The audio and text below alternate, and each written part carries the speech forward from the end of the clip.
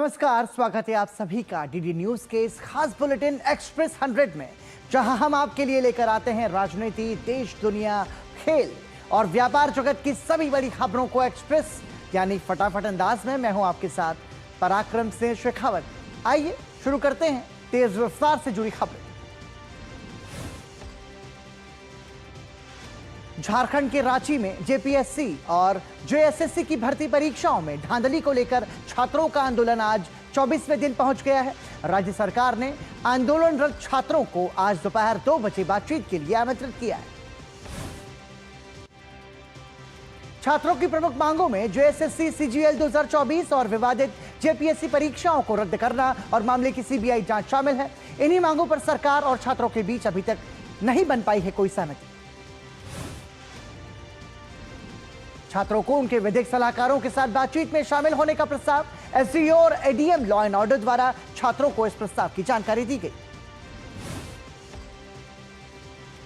छात्रों ने रविवार को जमकर विरोध प्रदर्शन किया। जेपीएससी और जेएसएससी परीक्षाओं को रद्द कराने और दोषियों के खिलाफ कड़ी कार्रवाई और सीबीआई जांच की मांग पर अड़े हैं छात्र। 20 अगस्त को मुख्यमंत्री आवास का घेराव करने की चेतावनी। 9 अगस्त को पिछली वार्ता में कोई समाधान नहीं निकल सका था। छात्र प्रतिनिधियों का कहना है कि वो बातचीत के जरिए समाधान चाहते हैं, लेकिन अपनी प्रमुख मांगों से पीछे नहीं हटेंगे। रांची में छात्र प्रदर्शनकारियों ने कल मुख्यमंत्री हेमंत सोरेन, राहुल गांधी और तेजस्वी यादव का पुतला दहन किया। छात्रों की ओर से सरकार को 18 अगस्त तक का अल्टीमेटम दिया गया। अयोध्या राम मंदिर चढ़ावे चोरी के मामले में सुप्रीम कोर्ट में आज सुनवाई होने वाली है। स्वतंत्र जांच की मांग वाली 4 याचिकाओं पर यह सुनवाई होनी है। सुप्रीम कोर्ट में दाखिल याचिकाओं में सीबीआई से स्वतंत्र जांच कराने, श्री राम जन्मभूमि तीर्थ क्षेत्र ट्रस्ट के वित्तीय लेन देन का सीएजी फोरेंसिक ऑडिट करने, ट्रस्ट के सभी वित्तीय रिकॉर्ड सुरक्षित रखने, जांच पूरी होने तक उस पर बड़े वित्तीय फैसले लेने से जुड़े रोक लगाए जाने की मांग की गई। उपराष्ट्रपति सीपी राधाकृष्णन तिरुवरूर में तमिलनाडु केंद्रीय विश्वविद्यालय के 11वें दीक्षांत समारोह में शामिल होंगे। इस दौरान वो छात्रों का मार्गदर्शन करेंगे।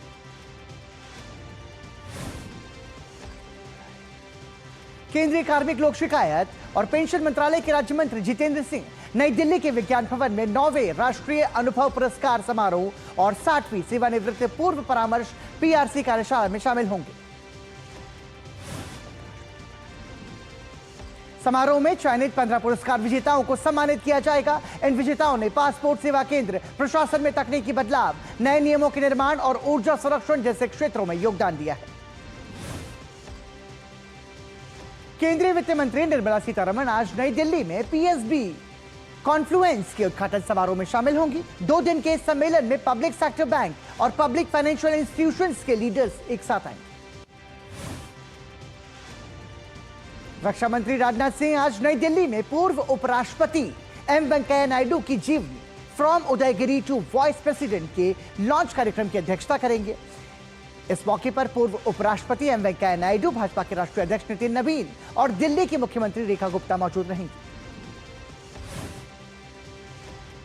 भारत का दूरसंचार विभाग मजबूत भविष्य के लिए इनोवेशन, सहयोग और बदलाव थीम के तहत ब्रिक्स आईसीटी ट्रैक 2026 की मेजबानी करने वाला है। इसका आयोजन पुणे में होने जा रहा है। विदेश मामलों के केंद्रीय राज्य मंत्री पवित्र मार्गरीटा नई दिल्ली के इंडिया हैबिटेट सेंटर में भारत की ब्रिक्स अध्यक्षता के तहत आयोजित ब्रिक्स सिविल फोरम कॉन्क्लेव 2026 के उद्घाटन सत्र में शामिल होंगे। भारत कल 18 अगस्त को नई दिल्ली में ब्रिक्स देशों के पर्यावरण मंत्रियों की 12वीं बैठक की मेजबानी करने जा रहा है। केंद्रीय पर्यावरण, वन और जलवायु परिवर्तन मंत्री भूपेंद्र यादव इस बैठक में शामिल होंगे। आज पर्यावरण कार्य समूह और जलवायु परिवर्तन और टिकाऊ विकास पर संपर्क समूह के वरिष्ठ अधिकारियों की बैठक होगी। यह कार्यक्रम भारत की ब्रिक्स अध्यक्षता 2026 की मुख्य थीम सुदृढ़शीलता, नवाचार, सहयोग और सतत विकास के अंतर्गत आयोजित किया जाएगा। चुनाव आयोग ने दिल्ली में वोटर लिस्ट के स्पेशल इंटेंसिव रिवीजन के शेड्यूल में आधिकारिक तौर पर बदलाव किया। बूथ लेवल अधिकारियों द्वारा घर घर जाकर वेरिफिकेशन करने की समय सीमा आज तक बढ़ाई गई। दिल्ली में जारी मतदाता सूची के एसआईआर के तहत 1.45 करोड़ मतदाताओं को दिए गए गणना प्रपत्रों में से करीब 67% प्रपत्रों का रविवार शाम तक डिजिटलीकरण किया जा चुका है। इसका मतलब है कि 45 लाख से अधिक मतदाताओं के नाम मसौदा मतदाता सूची में शामिल नहीं हो पाने की संभावना है। दिल्ली में जिन मतदाताओं को अनुपस्थित या स्थानांतरित पाया गया है, उन्हें दावे और आपत्तियां दर्ज कराने की अवधि के दौरान आवेदन करना होगा ताकि उनके नाम अंतिम मतदाता सूची में शामिल किए जा सके। अंतिम मतदाता सूची को 27 अक्टूबर को प्रकाशित किया जाएगा। उत्तर प्रदेश के मुख्यमंत्री योगी आदित्यनाथ प्रदेश के 78,000 राशन विक्रेताओं को आज उपहार देंगे। योगी सरकार उनके लाभांश को 90 रुपए से बढ़ाकर 125 रुपए प्रति क्विंटल करने जा रही है। मुख्यमंत्री योगी आदित्यनाथ आज single stage door step delivery के तहत ई पास आधारित उचित दर विक्रेता फीडबैक प्रणाली का भी शुभारंभ करेंगे। इससे राशन वितरण व्यवस्था में विक्रेताओं की प्रतिक्रिया सीधे डिजिटल माध्यम से लेने की व्यवस्था शुरू होगी। पश्चिम बंगाल की भाजपा सरकार आज से राज्य में अन्नपूर्णा योजना शुरू करने जा रही है, जिसके तहत 25 से 60 साल की पात्र महिलाओं को हर महीने 3,000 रुपए की सहायता मिलेगी। रेल यात्रियों को मिलेगी सुरक्षित पेयजल।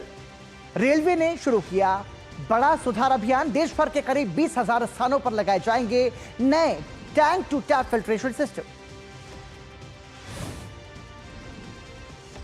कैग रिपोर्ट के बाद रेल मंत्री अश्विनी वैष्णव ने की समीक्षा। पेयजल व्यवस्था पर कसा शिकंजा। जल गुणवत्ता जांच, टंकी सफाई और निगरानी व्यवस्था को किया जाएगा मजबूत। रेलवे बोर्ड स्तर से होगी पेयजल व्यवस्था की सीधी निगरानी। पुरानी पानी की टंकियां बदली जाएंगी। सुरक्षित पेयजल पर रहेगा फोकस। यूजीसी नेट जून 2026 परीक्षा को लेकर एनटीए का बड़ा फैसला। अंग्रेजी, कॉमर्स और समाजशास्त्र विषयों की परीक्षा 9 और 10 सितंबर को दोबारा होगी।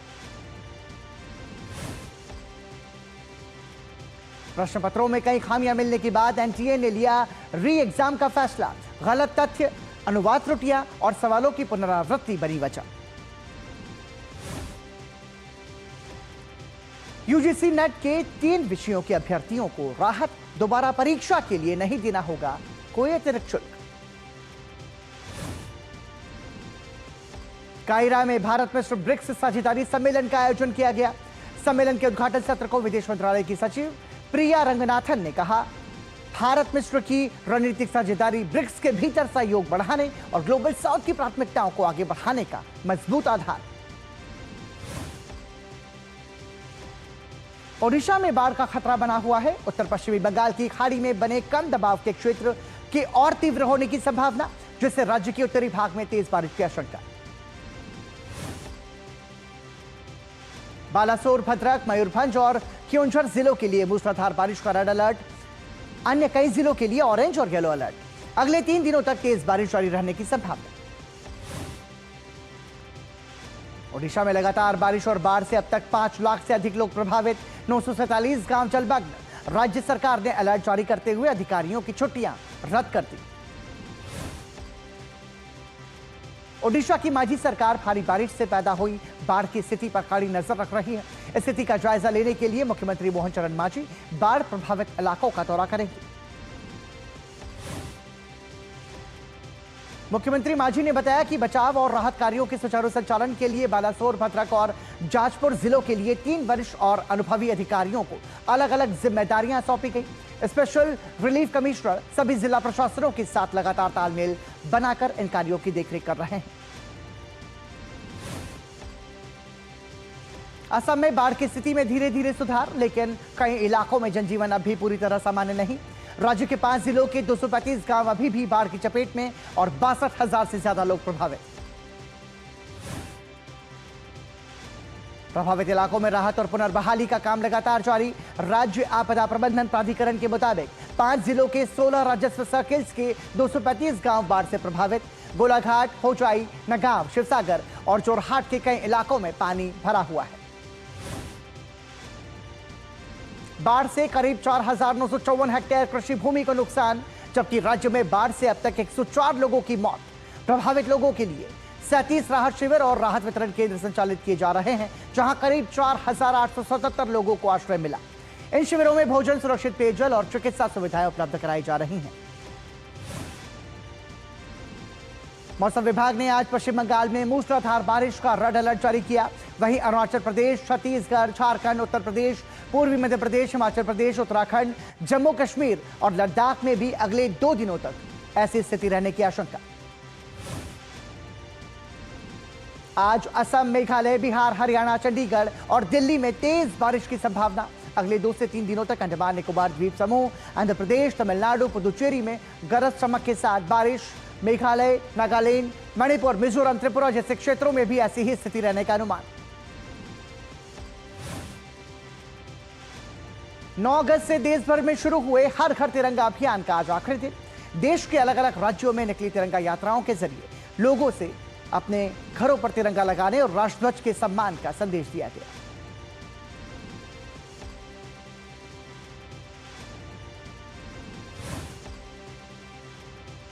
आज सावन का तीसरा सोमवार और नागपंचमी का पर्व एक साथ पड़ने से देश भर के शिवालयों में श्रद्धालुओं की भारी भीड़।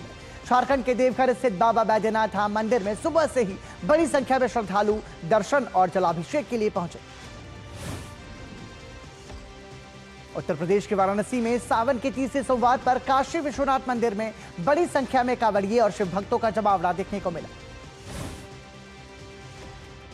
उज्जैन में दुर्लभ संयोग पर रविवार मध्यरात्रि 12 बजे भगवान नागचंद्रेश्वर मंदिर के पट खोल दिए गए। महाकालेश्वर मंदिर के तीसरे तल पर स्थित यह प्राचीन मंदिर साल में केवल एक बार नागपंचमी के अवसर पर ही श्रद्धालुओं के लिए खोला जाता है।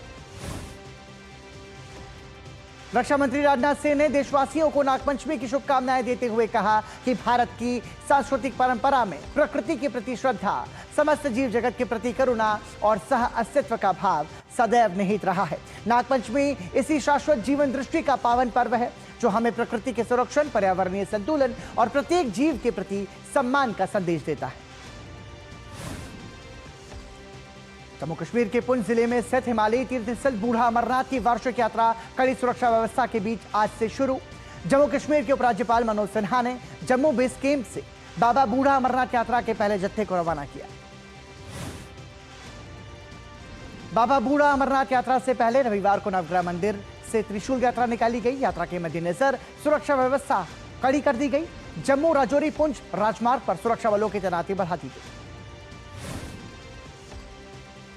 जम्मू से राजौरी होते हुए पुंछ तक कई स्थानों पर सुरक्षा अभियान चलाए जा रहे हैं। 12 दिन तक चलने वाली बूढ़ा अमरनाथ यात्रा 28 अगस्त को रक्षाबंधन के अवसर पर संपन्न होगी। बिहार के लखीसराय स्थित ऐतिहासिक अशोक धाम में बड़ा हादसा। बिजली के पोल में करंट की चपेट की अफवाह के बाद 7 श्रद्धालुओं की मौत, आधा दर्जन लोग गंभीर रूप से घायल। प्रधानमंत्री मोदी ने देश में एकता की भावना पर जोर देते हुए एक संदेश में कहा कि सामूहिक संकल्प और एकता की शक्ति से ही देश आगे बढ़ता है। यही भावना भारत की प्रगति और समृद्धि की मजबूत नींव है। यहां रुक रहे हैं छोटे से ब्रेक के लिए, देखते रहिए डीडी न्यूज। खाने में मेरी क्वीन के लिए क्या है? किंग मटर पनीर, किंग बैगन भरता, king veg pulao, king palak paneer kofta. ये सब किंग क्यों? क्योंकि ये सब बना है MDH किचन किंग से आपका बॉस। MDH किचन किंग, असली किचन किंग। MDH। ओ हरी भैया, अरे वाह, खेतों में कौन सी फसल लगाए हो? 12 महीने कमा कर दे ऐसी फसल। क्या? मैंने नया व्यवसाय शुरू किया है। उसके लिए पैसे? इसमें किसी निवेश की जरूरत ही नहीं। अच्छा, मुखिया जी। अरे मुखिया जी नमस्ते। अरे हरी, कब आ रहे हो? आप बस चलिए, मैं पहुंचता हूं। अब मैं LIC एजेंट हूं। LIC एजेंट बनो, अब बड़ा सोचो। हमारी वेबसाइट पर जाएं या अपनी नजदीकी LIC शाखा से संपर्क करें। मेरी पसंद। मेरी पसंद। मेरी पसंद। मेरी पसंद। हमारी पसंद। हम सबकी पसंद। मजबूत देश का मजबूत सरिया हो गया स्टील।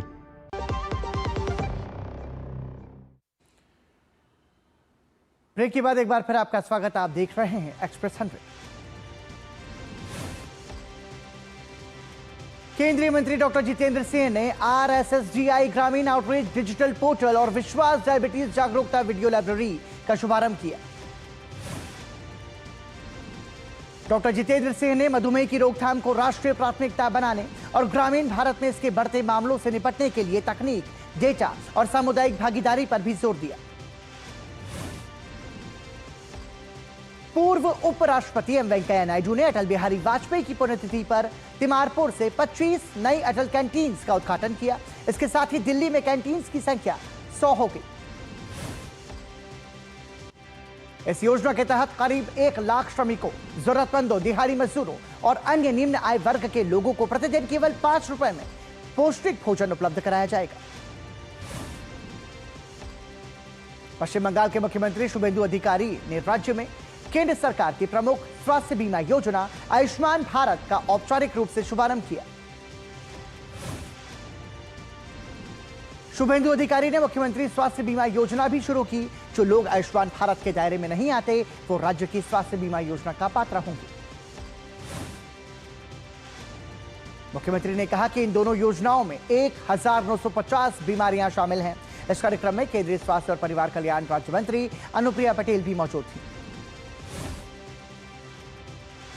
NIELIT ने साइबर कुश्ती 2026 नाम से राष्ट्रव्यापी साइबर सुरक्षा और AI हैकाथॉन शुरू किया। इसमें प्रतिभागियों के साइबर खतरों को पहचानने और सही जोखिम तय करने की क्षमता पर की जाएगी। प्रतियोगिता के लिए 10 सितंबर तक पंजीकरण होंगे। 3 सदस्यीय टीम्स में छात्र और स्वतंत्र शोधकर्ता भाग ले सकेंगे। उन्हें सही और गलत सुरक्षा खतरों की पहचान कर रिपोर्ट तैयार करनी होगी। वित्त मंत्रालय ने सभी मंत्रालयों और विभागों से सरकारी अनुबंधों में WPI की जगह PPI अपनाने को कहा है। इसका इस्तेमाल कीमतों में बढ़ोतरी और समायोजन के प्रावधानों में किया जाएगा। सरकार के मुताबिक PPI उत्पादक स्तर पर कीमतों में बदलाव को बेहतर तरीके से दर्शाता है। WPI को अगले 5 साल तक PPI के साथ जारी रखा जाएगा ताकि धीरे धीरे बदलाव किया जा सके। भारत में स्वतंत्रता दिवस सेल के दौरान ई-कॉमर्स ऑर्डर 31% बढ़े।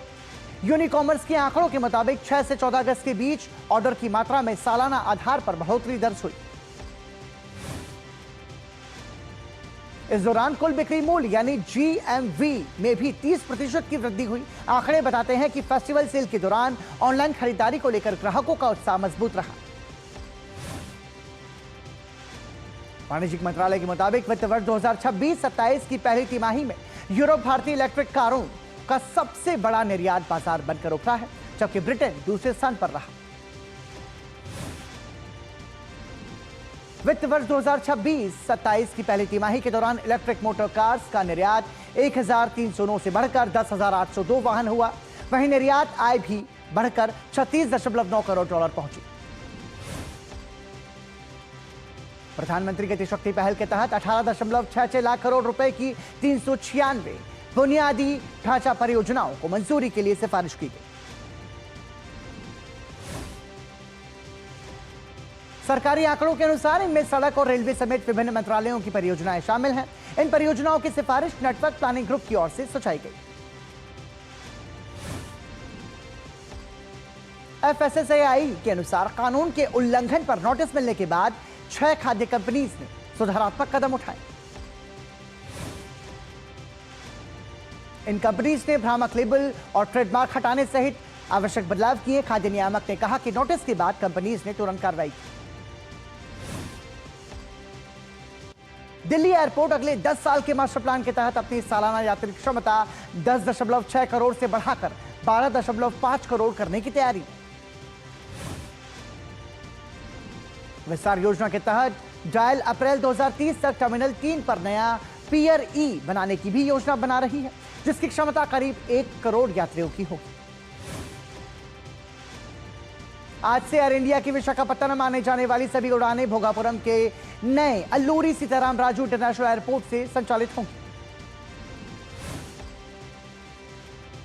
केंद्र सरकार का खान मंत्रालय आज पटना में महत्वपूर्ण और रणनीतिक खनिज ब्लॉक्स की नीलामी के 8वें चरण पर रोड शो करेगा। इस चरण में 20 खनिज ब्लॉक शामिल हैं। अमेरिकी राष्ट्रपति डोनाल्ड ट्रंप ने दक्षिण कोरिया के साथ संयुक्त सैन्य अभ्यास कम करने का निर्देश दिया। उन्होंने उल्टी फ्रीडम शील्ड अभ्यास को महंगा बताते हुए कहा कि इसे कम किया जाना चाहिए। यह अभ्यास आज से 27 अगस्त तक होना है, जिसमें करीब 18,000 दक्षिण कोरियाई सैनिक शामिल होंगे। अभ्यास में ड्रोन, जीपीएस और साइबर हमलों से निपटने की तैयारी होगी। ट्रंप ने उत्तर कोरियाई नेता किम जोंग उन के साथ अपने अच्छे संबंधों का जिक्र किया। उत्तर कोरिया इन सैन्य अभ्यासों का लंबे समय से विरोध करता रहा है और इन्हें अपने खिलाफ हमलों की तैयारी बताता है। अमेरिकी राष्ट्रपति के दूत जरेड कुशनर ने मिस्र के राष्ट्रपति अब्देल फतह अल सीसी से मुलाकात की। इस दौरान दोनों ने मध्य पूर्व की स्थिति और गजा युद्ध खत्म करने के प्रयासों पर चर्चा की। इस बैठक में मिस्र के विदेश मंत्री और जनरल इंटेलिजेंस सर्विस के प्रमुख भी शामिल हुए। वहीं जरेड कुशनर आज इजरायल के प्रधानमंत्री बेंजामिन नेतन्याहू से भी मुलाकात करेंगे। ईरान के सैन्य कमांडर अमीर हातमी ने अमेरिकी सैनिकों को पकड़ने या मारने वाले ईरानी लड़ाकों के लिए $30,000 के इनाम की घोषणा की। यूक्रेन के कीव में सैकड़ों यूक्रेनी लोगों ने प्रदर्शन कर हटाए गए रक्षा मंत्री मिखाइलो फेडोरोव की बहाली की मांग की। प्रदर्शनकारियों ने रक्षा सुधार जारी रखने और सरकार से सीधे संवाद की मांग की। आयोजकों ने इस संबंध में राष्ट्रपति कार्यालय को याचिका सौंपी। ग्रीस के सलामिना द्वीप में भीषण जंगल की आग से 2 लोगों की मौत और कई लोग घायल। आग के चलते 502 लोगों को सुरक्षित निकाला गया। दमकल की 260 सदस्यीय टीम आग बुझाने में जुटी। तेज गर्मी और सूखे के कारण ग्रीस समेत यूरोप के कई हिस्सों में जंगल की आग का खतरा बढ़ा। हवाई में लाला तूफान के कारण करीब 2 लाख ग्राहकों की बिजली हुई गुल। बिग आइलैंड के कुछ हिस्सों में 32 इंच तक बारिश हुई, जिससे भारी नुकसान हुआ। अधिकारियों के मुताबिक तूफान में एक व्यक्ति की मौत और 2 घर बहे। वहीं तेज हवाओं और जलभराव के कारण राहत और बिजली बहाली का काम प्रभावित।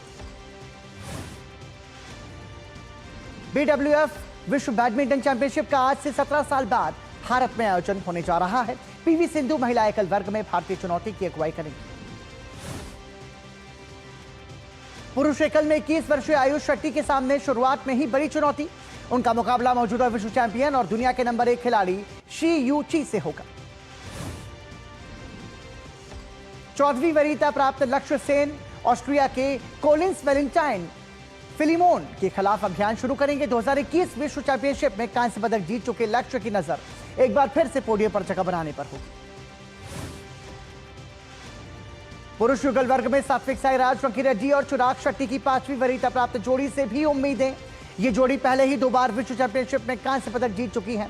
पुरुष एकल वर्ग में आयुष शेट्टी के प्रदर्शन पर भी नजर।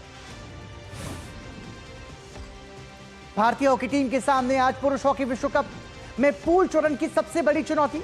हरमनप्रीत सिंह की अगुवाई वाली भारतीय टीम का सामना विश्व रैंकिंग में 30वें स्थान पर काबिज इंग्लैंड से। विश्व कप में भारत ने इंग्लैंड को आखिरी बार 32 साल पहले हराया था। ऐसे में यह मुकाबला टीम के लिए कड़ी परीक्षा माना जा रहा है। भारत ने अपने पहले मुकाबले में वेल्स को 3-1 से शिकस्त दी थी। भारतीय महिला हॉकी टीम ने FIH विश्व कप में पूल डी के अपने पहले मैच में चीन के साथ 2-2 से ड्रॉ खेला। भारत के लिए नवनीत कौर और दीपिका ने गोल किए। भारत और श्रीलंका के बीच गौल में आज पहले टेस्ट के तीसरे दिन का मुकाबला खेला जाएगा। भारतीय टीम 9 विकेट पर 460 रन से आगे खेलना शुरू करेगी। SC दिल्ली ने डूरंड कप के सेमीफाइनल में स्थान बना लिया।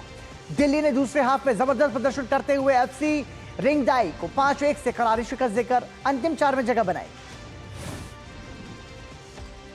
स्पेन की कप्तान और 2024 के बैलन डी'ओर विजेता रोड्री अब बार्सिलोना की जर्सी में नजर आएंगे। बार्सिलोना ने मैनचेस्टर सिटी से 30 वर्षीय मिडफील्डर को करीब 65 मिलियन पाउंड में साइन करने पर सहमति बनाई। कैमरून ने महिला अफ्रीका कप ऑफ नेशंस में इतिहास रचते हुए पहली बार खिताब अपने नाम किया। फाइनल में कैमरून ने टूर्नामेंट की डेब्यू टीम मलावी को 3-0 से करारी शिकस्त दी। स्कॉटलैंड ने बेल्जियम के पूर्व डिफेंडर और एएस मोनाको के पूर्व मैनेजर सेबास्टियन पोकोयोली को अपनी पुरुष राष्ट्रीय फुटबॉल टीम का नया मुख्य कोच नियुक्त किया। पोकोयोली ने स्कॉटलैंड के साथ 2 साल का करार किया। दुनिया के नंबर 1 खिलाड़ी आर्यना साबालेंका ने सिंसिनाटी ओपन के राउंड ऑफ 32 में जगह बनाई। साबालेंका ने ऑस्ट्रेलिया की 22 वर्षीय तालिया गिब्सन को 6-2, 7-6 से हराकर अगले दौर में प्रवेश किया। 7वीं वरीयता प्राप्त ईगा श्वांतेक ने शानदार प्रदर्शन करते हुए सिंसिनाटी ओपन के अगले दौर में प्रवेश किया। पोलैंड की स्टार खिलाड़ी ने कोलंबिया की एमिलियाना अरांगो को 6-3, 6-0 से मात दी। और दूसरी वरीय एलेना राइबाकिन ने सिंसिनाटी ओपन में आसान जीत दर्ज की। राइबाकिना ने अमेरिकी खिलाड़ी टेलर टाउनसेंड को 6-3, 6-4 से हराकर अगले दौर में जगह बनाई। इसी के साथ एक्सप्रेस न्यूज 100 में इतना ही। दीजिए अनुमति। नमस्कार।